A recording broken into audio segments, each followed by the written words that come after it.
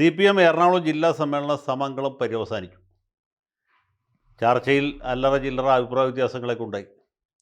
പാർട്ടിയുടെ പ്രവർത്തനം ജില്ലയിൽ വേണ്ടത്ര കാര്യക്ഷമമല്ല. SFI, DYFI മുതലായ സംഘടനകളൊന്നും വേണ്ടത്ര വിപ്ലവ വീര്യത്തോടെ പ്രവർത്തിക്കുന്നില്ല എന്നൊക്കെ ചില സഖാക്കൾ അത്യാവശ്യം കുശുമ്പും കുന്നായ്മയൊക്കെ പറഞ്ഞു എന്നാണ് മനോരമയിലും മാതൃഭൂമിയിലൊക്കെ കണ്ട റിപ്പോർട്ട്. അതിനൊന്നും വലിയ കാര്യമാക്കേണ്ടതെന്ന് എനിക്ക് തോന്നുന്നില്ല. കാര്യം എന്താ വെച്ചാൽ ഇതൊക്കെ സാധാരണ പതിവുള്ളതാണ്. കമ്മ്യൂണിസ്റ്റ് പാർട്ടിയാണെങ്കിൽ ചർച്ചയിൽ വലിയ വിമർശനമൊക്കെ ഉണ്ടാവും. CPM അങ്ങനെ പതിവില്ല. CPI ഭയങ്കര വിമർശനം.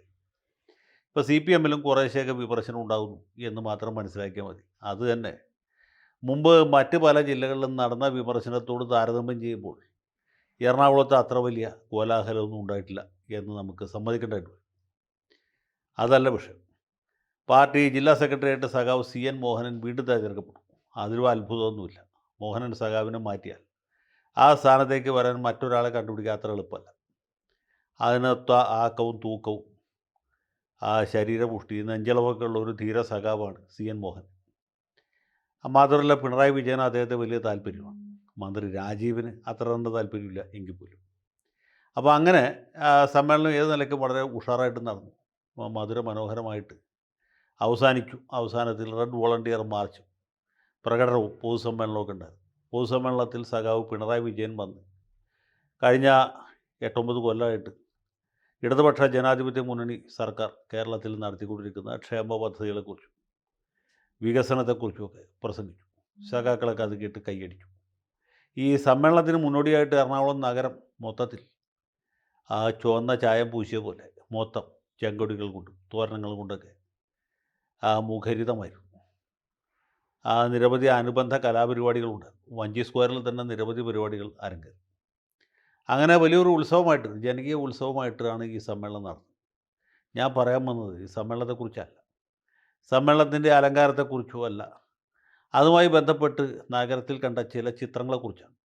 CPM ഏത് സമ്മേളനമാണെങ്കിലും നമുക്കറിയാം, ഒരുപാട് സാമൂഹ്യ പരിഷ്കർത്താക്കളുടെ, ചിന്തകന്മാരുടെ, ബുദ്ധിജീവികളുടെ, പാർട്ടിയുടെ പഴയകാല നേതാക്കന്മാരുടെ, ഇപ്പോഴത്തെ നേതാക്കന്മാരുടെയൊക്കെ ചിത്രങ്ങൾ കാണാറുണ്ട്. Sree Narayana Guru, Mother Teresa, APJ Abdul Kalam, Swami Vivekanandan, Chavara Kuriakose Elias അച്ഛൻ, ഇങ്ങനെയൊക്കെയുള്ള പരിഷ്കർത്താക്കളുടെ പടം ഉണ്ടാവും. എറണാകുളത്ത് അങ്ങനെ കാര്യമായിട്ട് കണ്ടില്ല. നാരായണ ഗുരുവിനോ ചട്ടമ്പി സ്വാമിയോ മന്നത്ത് പത്മനാഭനെ ഒന്നും വച്ച് ആളുകളെ പിടിക്കേണ്ട ഗതികേടൊന്നും എറണാകുളത്ത് പാർട്ടിക്കില്ല. അതുകൊണ്ട് പഴയകാല നേതാക്കൾ കൃഷ്ണപിള്ള, അതുപോലെ EMS, AKG, പിന്നെ കോടിയേരി ബാലകൃഷ്ണൻ, സീതാറാം യെച്ചൂരി മുതൽ MC ജോസഫൈൻ വരെയുള്ള നേതാക്കന്മാരുടെ, നേതാക്കളുടെയൊക്കെ പടങ്ങളുണ്ട്. അത് പതിവുള്ള കാര്യം തന്നെയാണ്, പുതുമയൊന്നുമില്ല. പിന്നെ സമീപകാല നേതാക്കന്മാരുടെ പടങ്ങളുണ്ട്. പഴയകാല റഷ്യൻ നേതാക്കന്മാരുടെ, ജർമ്മൻ ചിന്തകന്മാരുടെയൊക്കെ പടമുണ്ട്. Karl Marx, Friedrich Engels, VI Lenin, ഇവരുടെ ചിത്രങ്ങൾ എല്ലാ സ്ഥലത്തുമുണ്ട്. സാധാരണ കാണാറുള്ള ചിത്രങ്ങൾ മാവോ സേതൂങ്, അതുപോലെ Ho Chi Minh, Fidel Castro, Ernesto Che Guevara, ഇവരൊക്കെയാണ്. അതൊന്നും അങ്ങനെ കാര്യമായിട്ട് കണ്ടില്ല. ഞാൻ വളരെയധികം അന്വേഷിച്ചതിന് ശേഷം കണ്ടെത്തിയ പടം സഖാവ് സ്റ്റാലിൻ്റെയാണ്. സാധാരണ എവിടെയും CPM സമ്മേളനമാണെങ്കിൽ സ്റ്റാലിൻ്റെ ഗംഭീരമായ പടങ്ങൾ കാണാറുണ്ട്. ഇത്തവണ അത് വളരെ കുറവായിരുന്നു.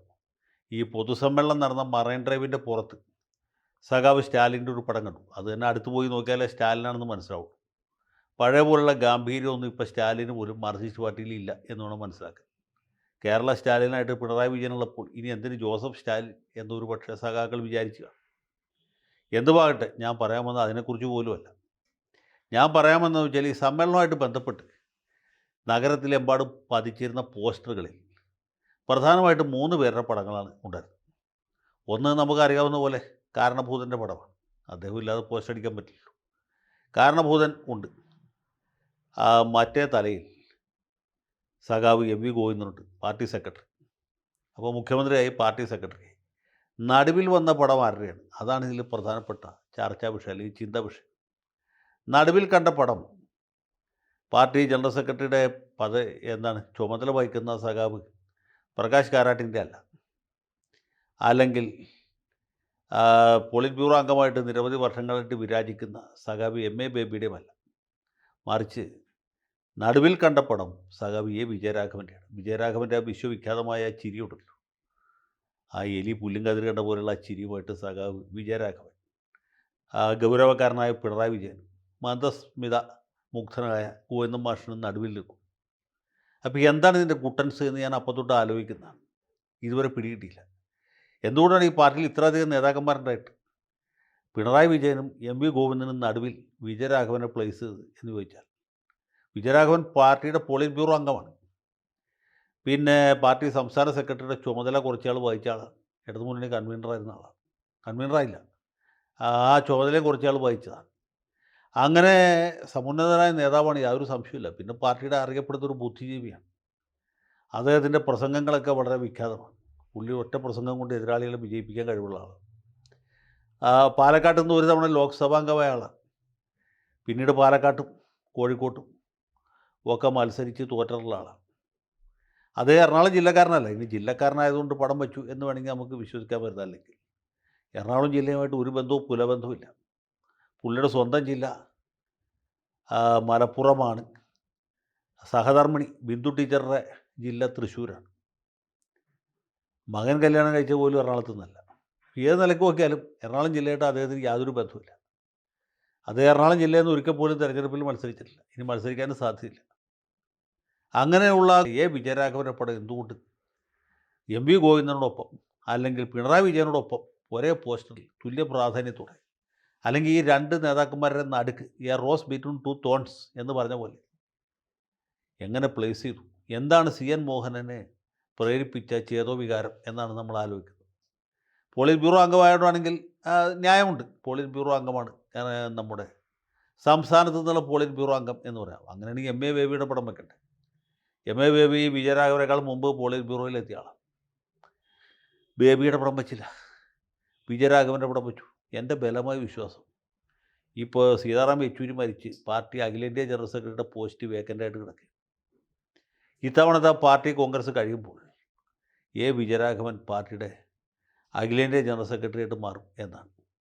അങ്ങനെയാണെങ്കിൽ സുന്ദരയ്യ ഇരുന്ന സ്ഥലത്ത്, EMS ഇരുന്ന സ്ഥലത്ത്, അത് കഴിഞ്ഞ് സുർജിത്ത് ഇരുന്ന സ്ഥലത്ത്, പിന്നെ കാരാട്ടും യെച്ചൂരിയും ഇരുന്ന സ്ഥലത്ത് വീണ്ടും ഒരു മലയാളി വരാൻ പോവുകയാണ്. അതാരാണ്? സഖാവ് വിജയരാഘവനാണ്. ആ പാർട്ടിയുടെ സ്ഥിതി ഒന്ന് നിങ്ങൾ ആലോചിച്ചു. പാർട്ടി പിന്നെ അങ്ങോട്ട് വച്ചടി കയറ്റമായിരിക്കും. കാരണം വിജയരാഘവനെ പോലൊരു ബുദ്ധിജീവി, അദ്ദേഹത്തെ പോലൊരു ചിന്തകൻ, അദ്ദേഹത്തെ പോലെ മാർക്സിസം ലെനിനിസത്തിൽ അവഗാഹം നേടിയിട്ടുള്ള ഒരു ദാർശനികൻ ഇന്നിപ്പോൾ ഈ പാർട്ടിയിൽ വേറെ ആരുമില്ല. ബേബിയൊന്നും അത്ര എത്തിയിട്ടില്ല, രാജീവുമായിട്ടില്ല. ശരിക്കും പറഞ്ഞാൽ ഇതെല്ലാം തികഞ്ഞ ഒരാൾ വിജയരാഘവനാണ്. പാർട്ടിയെ അഖിലേന്ത്യാ തലത്തിൽ നയിക്കാനും പുതിയ ഒരു കുതിപ്പ് നൽകാനും ഉത്തേജിപ്പിക്കാനും ആളുകളെ കൂട്ടിയോജിപ്പിക്കാനും പിന്നെ രാജ്യം നേരിടുന്ന നിരവധി പ്രശ്നങ്ങൾക്ക് പരിഹാരം കണ്ടെത്താൻ നരേന്ദ്രമോദിയുടെ ഫാസിസ്റ്റ് ഗവൺമെൻറ്, ഡൊണാൾഡ് ട്രംപ് അധ്യക്ഷത വഹിക്കുന്ന അമേരിക്കൻ ഫാസിസത്തെ, ബെഞ്ചമിൻ നെതന്യാഹുവിൻ്റെ സൈനിസത്തെയൊക്കെ എതിർക്കാനും ചെറുക്കാനും തോൽപ്പിക്കാനും ഒക്കെ കഴിവും പ്രാപ്തിയും ശേഷിയും ശേമുഷിയും ഉള്ള ഒരു സഖാവ്. നിങ്ങളൊന്ന് ആലോചിച്ച് നോക്കൂ. CPM വേറെ ആരുണ്ട്? ഇടതുപക്ഷത്തിൽ വേറെ ആരുണ്ട്? പോട്ടെ, പ്രതിപക്ഷത്ത് വേറെ ആരുണ്ട്? ആരുമില്ല. രാഹുൽ ഗാന്ധിയോ അല്ലെങ്കിൽ മല്ലികാർജുൻ ഖാർഗെയോ D രാജയോ അല്ലെങ്കിൽ NK പ്രേമചന്ദ്രൻ, ഇവരാരും വിചാരിച്ചാലും അതൊക്കെ ബുദ്ധിമുട്ടായിരിക്കും. അത്രയും കഴിവും പ്രാപ്തിയും യോഗ്യതയുമുള്ള വേറൊരാൾ ഇന്ത്യ രാജ്യത്തില്ല. അപ്പോൾ ഇനി അങ്ങോട്ടുള്ള ദിവസങ്ങൾ ഇടതുപക്ഷത്തിൻ്റെ ആയിരിക്കും, സഖാവ് വിജയരാഘവൻ്റെ ആയിരിക്കും. ഇതോടുകൂടി നരേന്ദ്രമോദിക്ക് രാത്രി ഉറക്കമില്ലാതെ, ട്രംപിന് മിക്കവാറും ഭ്രാന്ത് പിടിക്കും. യാതൊരു സംശയവും വേണ്ട. സഖാവ് വിജയരാഘവൻ ഇന്ത്യയിലെ ഇടതുപക്ഷ പ്രസ്ഥാനത്തിൻ്റെ ഇടിവാൾ നാദമായിട്ട് മാറാൻ പോവുകയാണ്. ലാൽ സലാം.